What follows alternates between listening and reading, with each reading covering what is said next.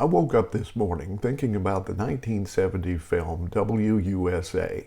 I was in my sophomore year of college and becoming rapidly more politically aware due largely to the turmoil of the times, including the struggle for civil rights in opposition to the Vietnam War.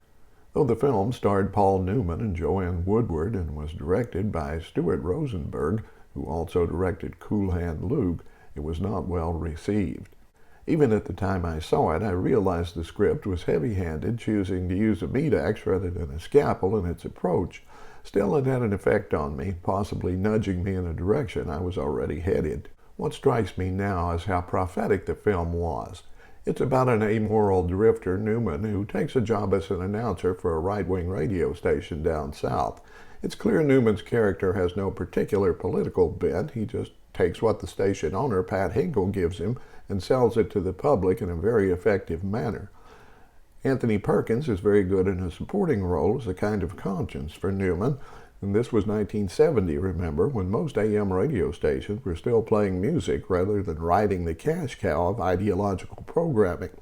The film was incredibly accurate in predicting what was to come. What struck me this morning, though, is that I haven't seen the film since. I've never seen it on television even once. It's still available on Amazon, as many copies as you want, both new and used, but cable and broadcast television seem to be allergic to it. I'm not big on conspiracies. I pretty much believe the old adage, 3 people can keep a secret if 2 of them are dead.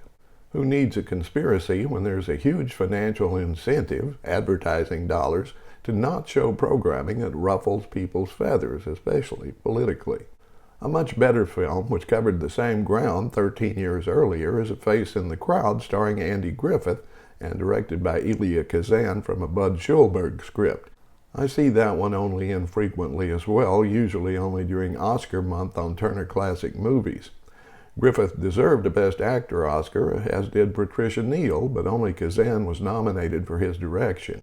I bring up both films not just because I agree with their particular political slant, which of course I do, but because I'm becoming more and more concerned about our access to difficult material. As media companies continue to consolidate and become larger and larger, it's far easier to limit access than ever before in history. That's what worries me.